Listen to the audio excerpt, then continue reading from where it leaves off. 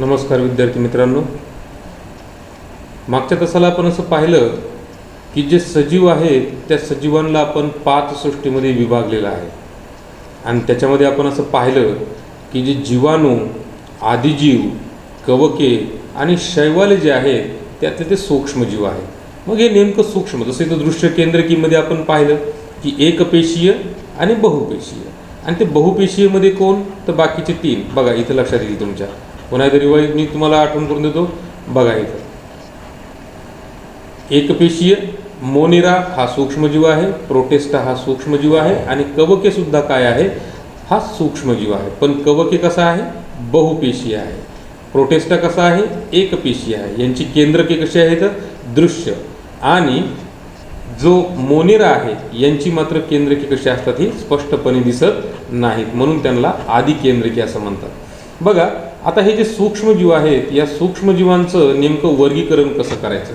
पृथ्वीवर एकूण सजीवांमध्ये जे सर्व प्रकारचे सजीव आहेत त्या सजीवांमध्ये सूक्ष्मजीव हे सर्वाधिक संख्येने आहेत आणि त्यांची जी विभागणी आहे ती विभागणी आपण या खालील पद्धतीने केली।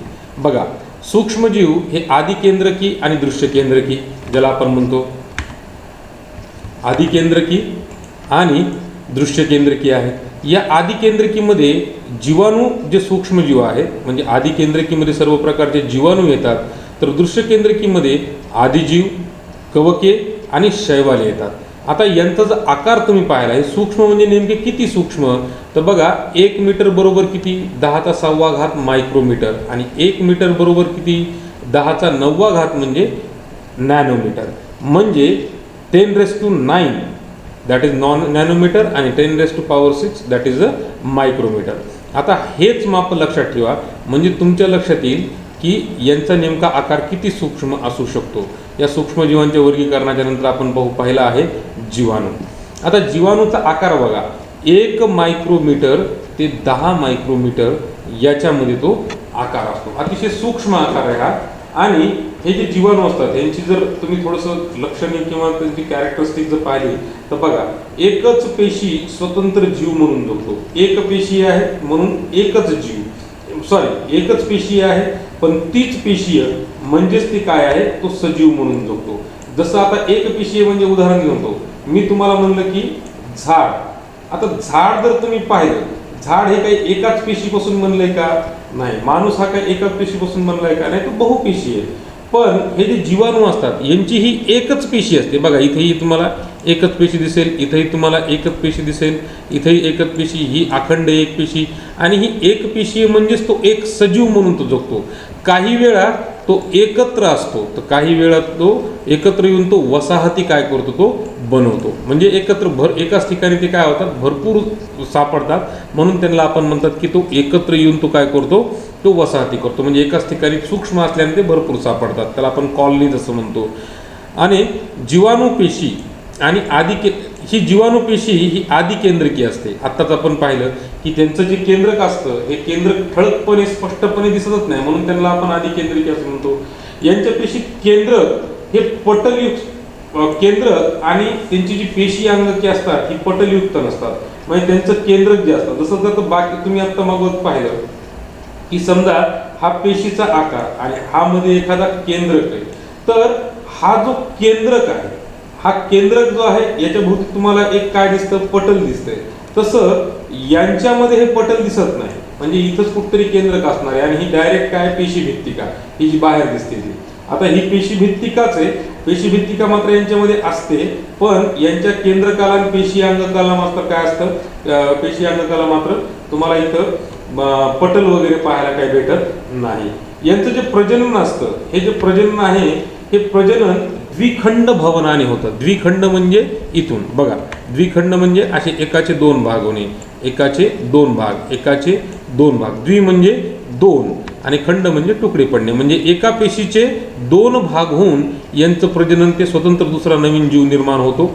अनुकूलन परिस्थितीत जीवाणू हे प्रचंड वेगाने वाढतात व 20 मिनिटात त्यांची संख्या ही दुपटीने होते। अनुकूलन म्हणजे कसं की या सजीवांना वाढण्यासाठी त्यांचं एक विशेष वातावरण त्यांना लागतं, आणि जर एकदा का त्यांना त्यांचं असं विशेष उबदार किंवा ज्याला आपण उबट थोडंसं गरमीचं किंवा त्यांना जसं त्यांच्या लक्षणानुसार जसं उबदार वातावरण भेटलं, अनुकूल वातावरण जर भेटलं, तर त्यांची संख्या जी असते ती संख्या मात्र काय होते, प्रचंड वाढते. म्हणजे इतकी वाढते की 20 मिनिटांमध्ये त्यांची संख्या ही कशी होते, दुप्पट सुद्धा होऊ शकते.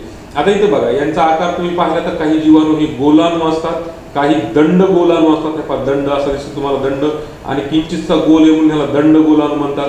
हा कम्प्लीट, त्याच्यामध्ये तुम्हाला गोलसर प्रकार आढळत नाही. हा डायरेक्ट दंडाणू आहे. हा स्वल्प विराम कृती ज्याला आपण म्हणतो तसा पाहायला मिळतो. हा सर्पिल आकार आहे, म्हणजे सापासारखा तुम्हाला तो जीवाणू पाहायला मिळतो.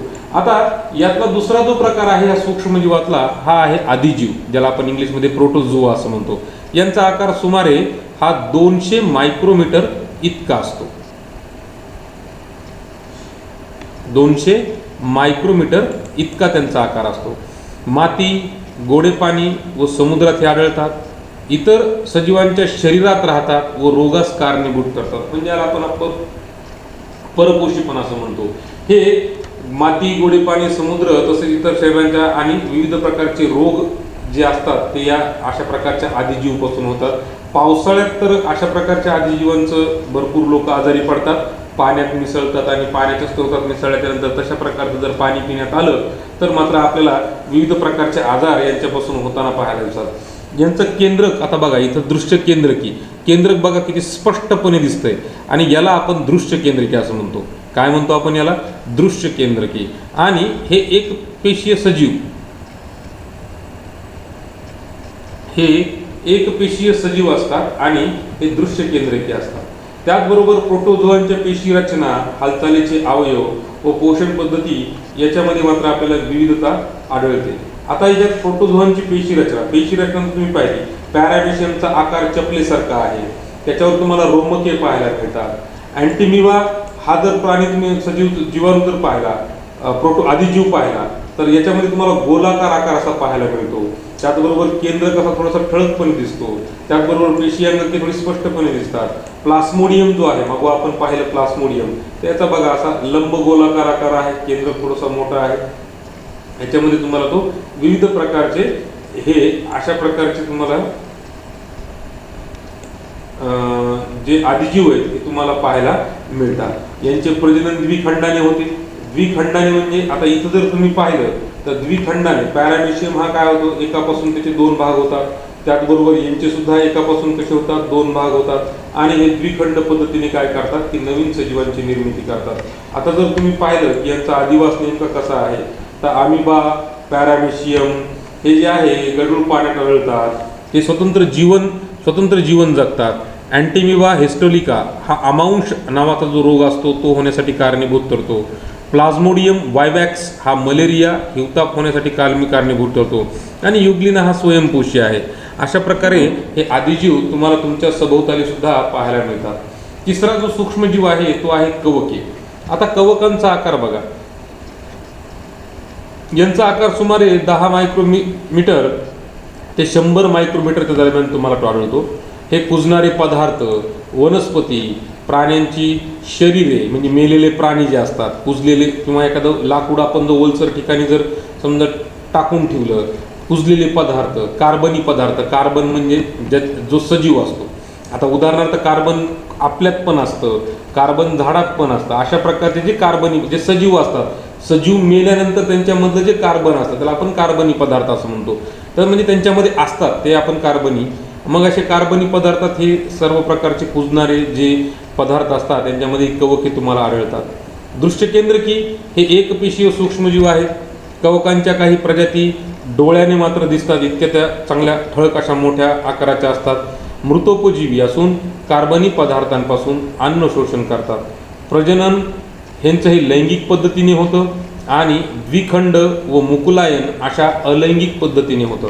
आता बघा आपण पुढे पाहणारच आहोत की प्रजननाच्या ह्या 2 पद्धतीत, लैंगिक पद्धत आणि अलैंगिक पद्धत. या लैंगिक पद्धतीमध्ये सुद्धा बघा की विविध, आपण त्यानंतर डिटेलमध्ये आपण मुद्दा बघणार आहोत. पण त्याच यांचं प्रजननासाठी हे कधी कधी द्विखंडन, कधी कधी मुकुलायन आणि अलैंगिक पद्धतीने, म्हणजे ह्या 2 द्विखंड आणि मुकुलायन ह्या अलैंगिक पद्धती आहेत. आणि प्रजनन ही मात्र कशी आहे, लैंगिक पद्धत. याच्यामध्ये दोन जीव एकत्र येतात आणि याच्यामध्ये एकच जीव असतो, एका जीवापासून ते त्यांच्यासारखा दुसरा जीव निर्माण करतात, म्हणून त्याला आपण अलैंगिक पद्धतीने प्रजनन सुद्धा असं आपण त्यांना म्हणतो. उदाहरणार्थ ईस्ट, कॅन्डिडा, ज्याला आपण आळंबी किंवा मशरूम असं म्हणतो, ही इत्यादी प्रकारची कवकं आपल्याला याच्यात पाहायला मिळतात. चौथा प्रकार आहे शैवालांचा. शैवाल यांचा आकार सुमारे हा 10 मायक्रोमीटर ते 100 मायक्रोमीटर इतका पाहायला मिळतो. हे शैवाल तुम्हाला पाण्यात वाढताना दिसतात. दृश्य यांचं जे केंद्रक असतं, यांच्या पेशीचं केंद्रक हे दृश्य असतं, दिसतं. हे एक पेशी असतात, स्वयंपोषी सजीव असतात. म्हणजे तुम्ही बघा कधी पाण्यावर तुम्हाला असं हिरवं आलेलं दिसतं, तर ते सगळे हे शैवालाचा प्रकार आहे. पेशीतील हरितलवकाच्या साह्याने ते प्रकाश संश्लेषण करतात. साहजिकच आहे, हरित आहेत, हिरवे आहेत, म्हणून त्यांना प्रकाश संश्लेषण ते स्वतः करतात, म्हणून त्यांना स्वयंपोषी आपण म्हणतो. उदाहरणार्थ क्लोरेल्ला आणि क्लॅमिडोमोनास हा जो आहे, क्लॅमिडोमोनास हा शैवालांचा प्रकार तुम्हाला पाहायला मिळतो. शैवालांच्या थोड्या प्रजाती ह्या एकपेशी आहेत, तर इतर सर्व शैवाले हे बहुपेशी असतात आणि आपल्याला नुसत्या डोळ्याने दिसतात. हा यांच्यातला एक जरा विशेष असा मुद्दा आहे शैवालांच्या बाबत. पाचवा आहे व्हायरस. आत्ता तुम्ही कोरोना व्हायरस ऐकतच आहात, तर हेच त्या विषाणू जो व्हायरस आहे, यांचा आकार सुमारे 10 नॅनोमीटर ते 100 नॅनोमीटर आहे. आता हे विषाणूंचे असे भरपूर सारे प्रकार आहेत. त्यातला एक कोरोना हा एक सार्स कोविड ज्याला आपण म्हणतो, तो विषाणूचा प्रकार आहे. विषाणूंना सामान्यतः सजीव मानले जात नाही किंवा ते सजीव निर्जीवाच्या सीमारेषेत आहेत असं आपण म्हणू शकतो. मात्र त्यांचा अभ्यास सूक्ष्मजीवशास्त्रात केला जातो. आता इथं शब्द फार महत्त्वाचा, सजीव मानले जात नाहीत किंवा ते सजीव निर्जीवाच्या सीमारेषेत आहेत. आत्ताच आपण एवढं मोठं प्रकरण ऐकतो की कोविडचा जो विषाणू आहे, तो विषाणू म्हणजे काय, फक्त एक mRNA, आणि तो mRNA असल्यामुळं त्याच्यावर कोणतं औषध जे पटकन निघत नाही आहे, त्याच्या पाठीमागचं मूळ ते कारण असते की तो सजीव असता तर त्याला पटकन औषधही शोधलं असतं, पण तो सजीव आणि निर्जीव याच्या सीमारेषेत असल्यामुळे थोडंसं औषध निघायला काय होतं की थोडासा उशीर लागतो. ठीक आहे, औषध निघेल, ठीक आहे, विषयांतर नको. आणि विषाणू हे अतिसूक्ष्म असतात, म्हणजेच जीवाणूच्या 10 ते 100 पटीने लहान असून फक्त इलेक्ट्रॉन सूक्ष्मदर्शीनेच दिसतात. आता सूक्ष्मदर्शीचे प्रकार आपल्याला माहिती आहेत. आपण आपल्या प्रयोगशाळेत पाहतो तो साधा सूक्ष्मदर्शक आहे, आणि हे जे विषाणू आहेत हे जर बघायचं असेल तर आपल्याला इलेक्ट्रॉन मायक्रो सूक्ष्मदर्शीनेच बघावे लागतात, आणि हे विषाणूपेक्षा 10 ते 100 पटीने सुद्धा लहान असू शकतात. म्हणजे पहिले जीवाणूच खूप लहान आहेत आणि त्यांच्या 100 पटीने लहान हा विषाणू असतो. स्वतंत्र कणाच्या रूपात आढळतात. विषाणू म्हणजे DNA डिऑक्सी रायबो न्यूक्लिक आम्ल किंवा RNA रायबो न्यूक्लिक आम्ल पासून तो बनलेला असतो. असा एक लांब लचक रेणू आहे आणि त्याच्यावर प्रथिनांचं म्हणजे प्रोटीनचं आवरण असतं. हे शब्द तुम्ही आता ऐकलेच असतील सगळे आणि तुमच्या लक्षात पण येत असतील. वनस्पती व प्राण्याच्या जिवंत पेशीत ते राहू शकतात व या पेशीच्या मदतीने विषाणू स्वतःच्या प्रथिनांची बनवतात. आता म्हणजे काय करतात की जे पेशीत प्रवेश करतात, पेशीत प्रवेश केल्याच्या नंतर ज्या सजीवांच्या पेशीत त्यांनी प्रवेश केला आहे त्यांच्या पेशीच्या मदतीनेच हे विषाणू काय करतात, स्वतःचे प्रथिने बनवतात, आणि प्रथिने बनवले की स्वतःच्या असंख्य अशा प्रतिकृती निर्माण करतात आणि ज्या पेशीमुळे ते जगले त्या पेशीलाच मारून टाकून देतात. ते म्हणजे यजमान पेशीलाच काय करतात, ते मारून टाकतात आणि त्यांची प्रतिकृती काय होत असते, मुक्त होत असते. मग पुन्हा नवीन पेशी, पुन्हा संख्या वाढवणे, आणि अशा प्रकारे या विषाणूचा आपल्या शरीरात म्हणजे सजीवांच्या शरीरात प्रचंड असा संसर्ग काय होतो, वाढतो, आणि विषाणूमुळे वनस्पती आणि प्राण्यांना विविध प्रकारचे रोग होतात. आता इथं बघा तुमच्या असं लक्षात येईल, हा टोमॅटो नावाचा जो म्हणजे विल्ट नावाचा जो विषाणू आहे हा टोमॅटो नावाच्या वनस्पतीवर तुम्हाला पाहायला मिळतो. अतिशय सूक्ष्म असा हा आहे आणि टोमॅटोचं पीक तो नष्ट करण्यासाठी काय होतो, विल्ट नावाचा विषाणू हा कारणीभूत ठरलेला असतो. आणि आता बघा याच्यामध्ये तुम्हाला विषाणू तुम्ही ऐकलं, पोलिओचा विषाणू हा मानवात आढळतो. जर पोलिओ झाला तर माणसाला कायमचं अपंगत्व येतं. इन्फ्लुएन्झा असेल, HIV एड्सचा विषाणू असेल, त्याचबरोबर गुरांमध्ये पिकोर्ना विषाणू नावाचा एक व्हायरस आहे. वनस्पतीमध्ये विल्ट नावाचा विषाणू जो टमाट्यावर पडतो. त्याचबरोबर तंबाखूचे झाड आहे त्याच्यावर मोझाईक विषाणू हा असतो. जीवाणूमध्ये बॅक्टेरियोफेराज हा विषाणू जीवाणूवर हे विषाणू काय करतात, जीवाणूवर मात्र हल्ला करतात. आणि हे विषाणू विविध प्रकारचे रोग आपल्या शरीरामध्ये काय करतात, पसरवण्याचं काम करतात.